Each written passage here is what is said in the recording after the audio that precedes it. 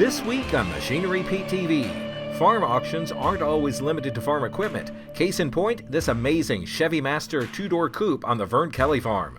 The Farmall H restoration that started as a 4-H project. And we find an answer to high-tech sprayer technology needs at the Agritechnica show. Your machinery is a serious investment and at the heart of every farming operation. Some call it a passion. We're Machinery Pete TV, and today we'll cover everything from auction roundups to the classics to the latest trends and technology. Machinery Pete, the most trusted name in farm equipment. Machinery Pete thanks these premier sponsors for their support. Big Iron, rural America's premier online auction site for the sale of used farm equipment. Hey folks, little known fact about your friend Machinery Pete. I'm what they call a Gusty. Now that means I graduated from Gustavus Adolphus College, St. Peter, Minnesota, 1980. Great little liberal arts school, and we have a number of them here in Minnesota. Today I'm in Northfield, Minnesota, where you have two schools, Carleton and St. Olaf. And we're up here for a farm auction today with a really nice line of farm equipment and some beautiful classic trucks we're gonna watch sell. But first, we gotta go back to the studio and get the latest farm equipment news. All right, thanks, Pete. I'm Clinton Griffiths. As the remnants of Hurricane Beryl blow through the Midwest, several areas are still trying to assess damage from recent flooding. That flooding happening earlier this summer in the northwest portion of the Corn Belt. Now, crop consultant Michael Cordonnier says there might be 500,000 to 1 million acres of corn lost due to the flooding. He believes harvested acres will be 90.3% to 90.7% of plantings this year. That's down from the average of over 91%. And he says corn acres lost won't be replanted at this time. Meanwhile, USDA releasing its latest crop condition ratings, and corn conditions seeing a small improvement. USDA reporting 68% of the corn crop is in good to excellent condition. That's up 1% from the previous week. Now for soybeans, it's the same story. 68% rated good to excellent, a 1% improvement over the last week. Cotton conditions dropping though, with 45% of that crop now rated good to excellent. That's down 5% from the previous week. 63% of the winter wheat crop has now been harvested, with harvest picking up speed in Nebraska. A new study says U.S. oilseed production already exceeds the EPA's existing renewable fuel standard renewable volume obligation. Now, the study was commissioned by the National Oilseed Processors Association. It points to a 30% increase in U.S. oilseed crush capacity, a $6 billion investment that has enabled U.S. oilseed processors to produce enough feedstocks to support a 1.4 billion gallon increase in the RFS for biofuels. The report says last year, domestic and imported feedstocks supported the production of 4.3 billion gallons of renewable diesel and biodiesel. California is known for its strict fuel regulations and high prices. Well, a new study sponsored by the Renewable Fuels Association comes from UC Berkeley and the U.S. Naval Academy. It found Golden State drivers could save about 20 cents per gallon if gas stations sold E15. Currently, California is the only state where the fuel isn't approved, but state regulators are considering approving it. The study says consumers could save $2.7 billion annually, or roughly $200 per household. Now let's check on some recent auctions from around the country.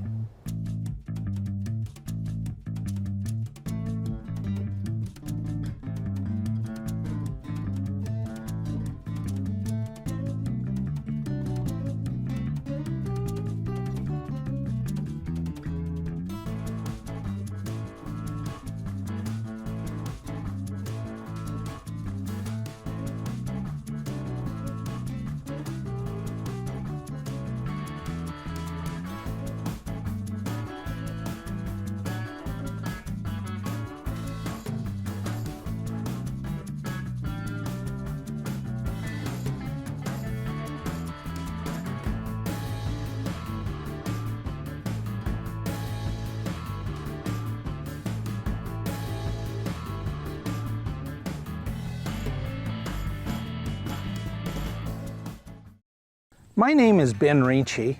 I'm the owner and manager of Blue Diamond Farming Company, and I farm at Jessup, Iowa.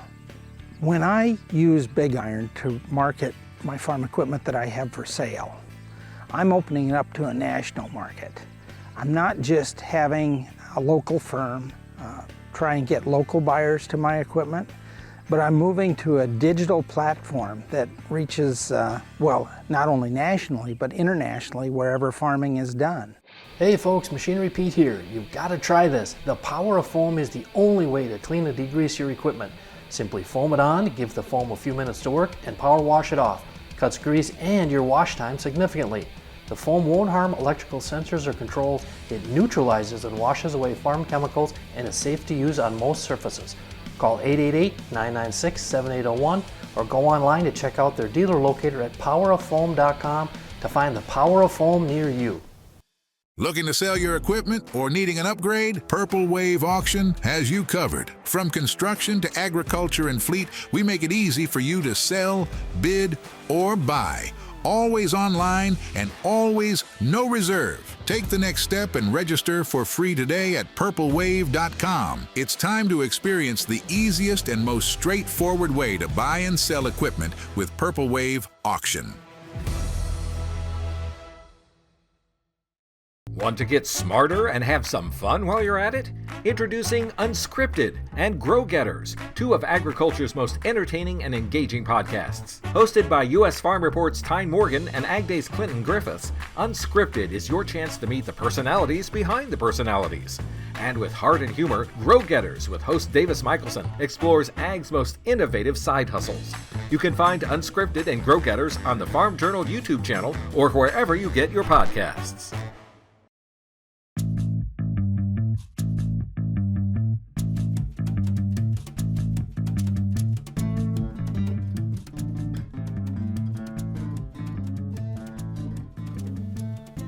Hey folks, real treat here. Classic pickup, Vern. This is a 1960 Chevy Apache 20. Yep. Now, I understand when you were a young boy out around Leola, South Dakota, you were at home when your uncle bought this and drove it home? Absolutely, yep. He drove it in the yard, and I was 17 years old, and I worked for my uncle during the summers. Okay. And yeah, he brought it home from Reeb Chevrolet in Leola. Reeb? R-U-E-B. Yep, that was my mother's maiden name. Okay. Ed Reeb was a cousin. Okay. And he owned the Oliver dealer and the Chevrolet dealer. So he sold Oliver tractors and Chevy trucks. He did. He Nice. did. My two favorites. Nice. And you stayed a Chevy guy Yep, through your stayed whole a Chevy life. guy, and I've got Olivers here too that Wow. I still collect. So this thing's been in the family. It has been, and not used very much. My son Dan was going to restore it. That was Okay. his plan. Okay. And he cleaned it, and he got it all ready, and he put it in the back of the shop. And then when the Wild weren't playing, he says, "Oh, I'm going to go start working on it," and he just never got to it. Well, this truck, I mean, you know, to find them in this condition, like a one owner, Yep. the originalness of it, Yep. gosh, that's going to make someone an awful unique truck Yeah, to have there. it'll be totally really nice restored for sure. And when you were 17 and your uncle drove it home that day, what do you remember thinking about this thing when it rolled on the yard? Yeah, it's a long time ago. I can't remember exactly. It was only 60 years ago. Yeah, but it was new, and my uncle always traded cars, and so he always had a new car every year, and pickups not so often. So I was pretty impressed that he bought himself a new pickup truck. And then he put a box on the back, and it would hold 80 bushels of wheat. And then he had a grain gate on the back and took the regular tailgate off. And Nice. the dent here, Dan was learning to drive, and so we went out in the pasture, and I said, Dan, let's see how you do. And he actually took off, and he was supposed to go in reverse. He took off, and there was a big rock in the front. Yeah. There's a couple rocks out. Oh yeah, a lot of rocks out there. Yeah. Yeah, It's, yeah. but that's a pretty cool truck to learn to drive on. An It was, 1960 yep, Apache. yep. It's got the 4-speed on the floor, and 6-cylinder. I think it's a 230 6-cylinder in it. So it'd be a good one for somebody to restore for sure. So Vern, we have a 2000 Peterbilt 378. Can you tell us about it? Yeah, it was one of the trucks that was on with our Kelly Fuels fleet, and we brought it over here and had the engine rebuilt in May of 22. Ziegler Caterpillar rebuilt it, and 2 years before it developed a crack in the frame, and so we took it over to Allstate Peterbilt, and they put a complete new frame rails in it, which to me is an unheard of job. And when you think of all the holes they had to drill and but they did that, and I drove that one, and Dan drove the 99. Yeah. Okay. Yep. And yeah, that new engine from our friends at Ziegler, that would you say that was $38,000? $38,000. Yep. And then there's a warranty on it. It's 3 years from May of 22 to May of 25. And well, I've noticed over the years that warranty factor, whether it's a tractor, combine, sprayer, truck, I mean, that's a huge benefit for a potential buyer. It's full warranty on it through Ziegler. Okay. Yeah, exactly. Has been a good truck for you guys over the It years? has been, yeah. My driver, Bob Strum, he drove that. He worked for him for 30-some years, and he drove it from the time we bought it. We bought it from a grain farmer down in southern Minnesota. I can't think of the name anymore. We had a fire at our Kelly Fuels warehouse, and all our trucks burned up, and so we had to go and start fresh, and these were the two that we bought right away, and that was the one that Bob drove for all those years.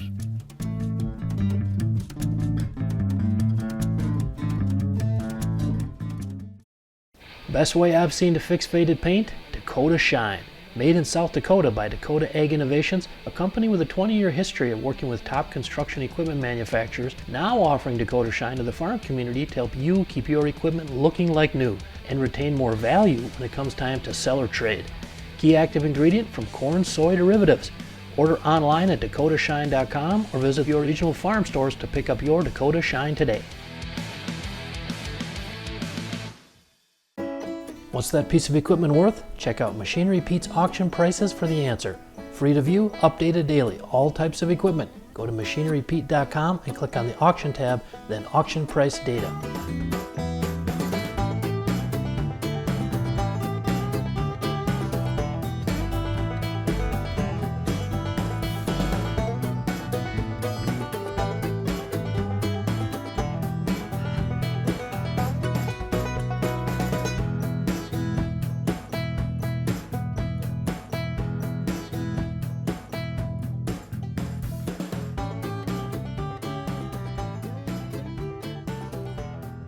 When it comes to meeting the needs for sprayer technology on the farm, the answers may come from thousands of miles away. At a recent visit to the Agritechnica Machinery Show in Hanover, Germany, we found a spray rig ready to hit the ground in North America. There's several things about the new Horsch Lieb VL that set it completely apart from other sprayers in the industry. One of the things that customers see right away is going to be what I'd call the underbelly clearance. We've got the highest clearance of any sprayer today that's offered in North America. So for customers that are going out and doing fungicide applications in corn, needing what we call that ultra high clearance, it's right there with the other machines that are in the market. It's with the Horsch Lieb VL revolve around number one being the boom control system. Some of the challenges that we see in North America with spraying really revolve around drift management, and hitting the target.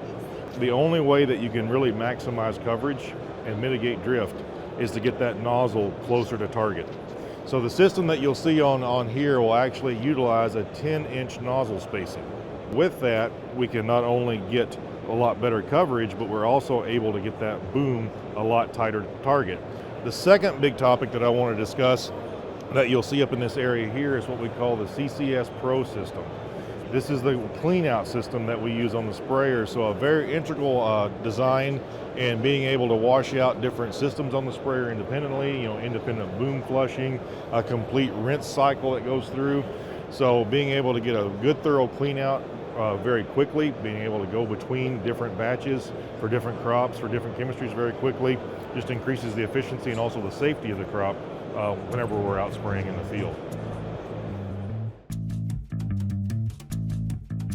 Hey, welcome back to Tractor Tales, folks. This week, we're in my neck of the woods, and we're going to check out a classic Farmall H from Minnesota.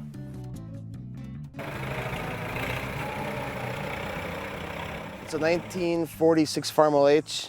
I did it for a 4-H project back in 1999. We bought it from a family friend. He used it on his farm. He was just kind of selling it just to actually buy some other things. We got it. The fourth gear was bad in it. We had to refix that.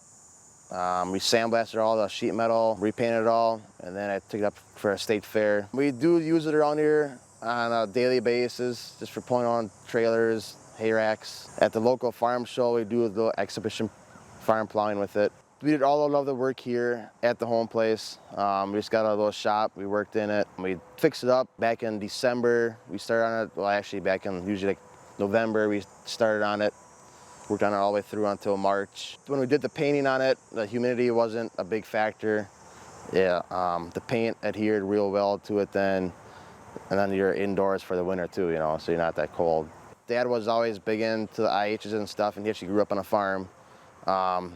And Dad knew that I always liked the little H's.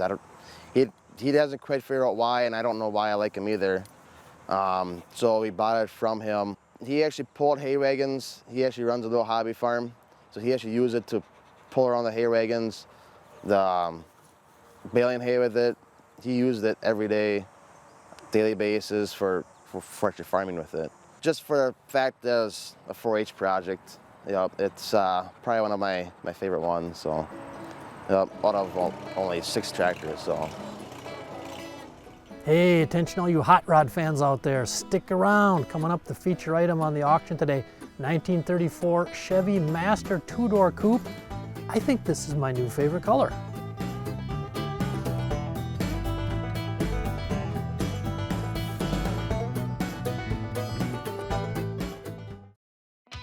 The only way I've seen to safely clean aluminum grain and stock trailers is Bright Plus Aluminum Cleaner from Dakota Ag Innovations.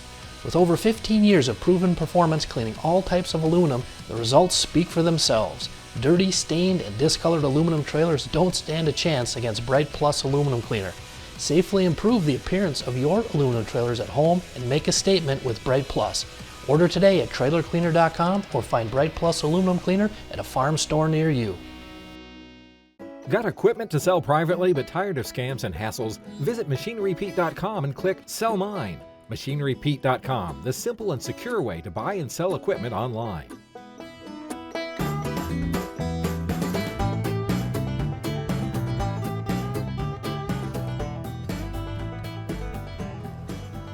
All right, folks, time for our feature item on the show today. A little something different and unusual we've never featured before, but Vern.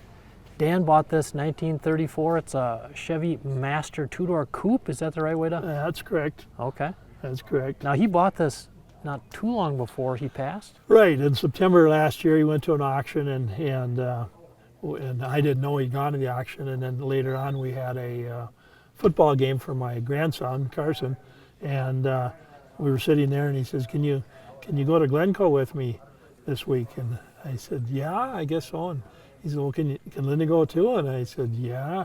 Well, I bought 2 cars. He said, I bought a '74 Corvette and the '34 Chevy. Now that's a pretty good pair. A 74 Corvette and a 34 Chevy like this. And were you surprised that Dan bought a classic? Yeah, he talked about it. He was going to remodel or restore that 60 Chevrolet that we had, and he just never found the time. And so we had sold the company, so he had a little extra money. And so he just decided when Dan wanted something, he pretty well just went and bought it. Yeah. And which was fine. And so we went out to Glencoe and picked it up, and I drove this one home, and he drove the Corvette home. And Vern, I bet you got quite a few head turns driving this back home. Yep.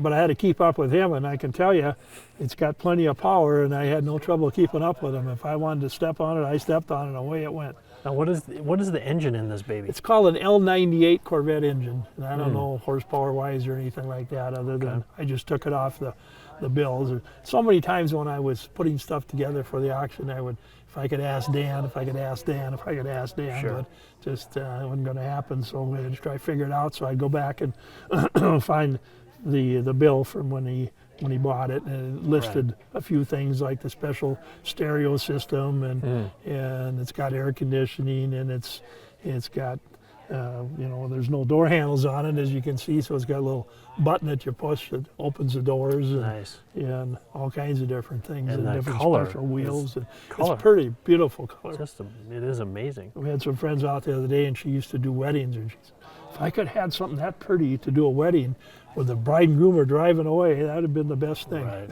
So this is a car, Dan, it made him smile when he he joined the Minnesota Hot Rod Association, and he was gonna go to the different meets, and it's got a little trailer on it that he could put his stuff in, and that was his plan, to go and meet people and talk about his car. And so Right. didn't get to happen.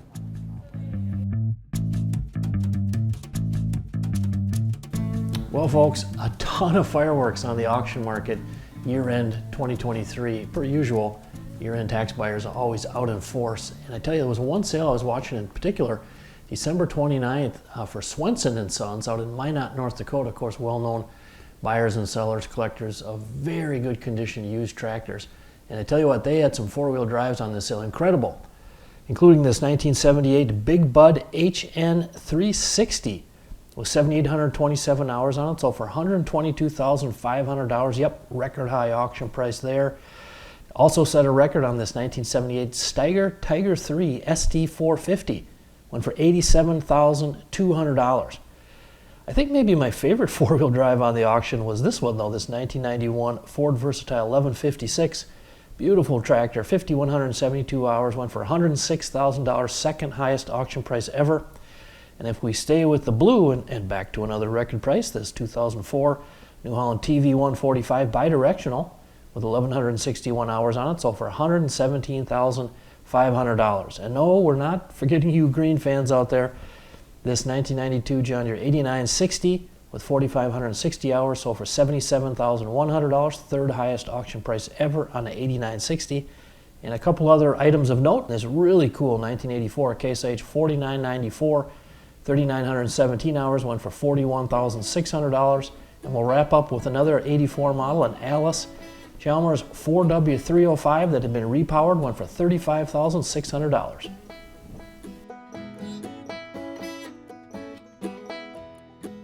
Well, folks, 34 plus years now covering auctions. There's a few things I've learned. And when you get beyond the buying and selling of the equipment, the assets, those business decisions, the emotions involved there, you're left with the auction itself and the emotions involved. Happiness, joy, sometimes sadness, sorrow, all swirled together on auctions every day all across North America. And we certainly witnessed that today at the auction for Vern Kelly, his retirement. Also, Vern farmed with his son Dan, who passed away unexpectedly just over a year ago. And I tell you, it was an honor to be up close to the beautiful equipment of the Kellys and to hear Vern talk about farming with Dan and his love of his machinery. And along with myself, our Machinery Pete team, I know Vern, we wish you well in your retirement and pass along our best wishes from all of our Machinery Pete TV show audience. Machinery Pete thanks these premier sponsors for their support. Big Iron, rural America's premier online auction site for the sale of used farm equipment.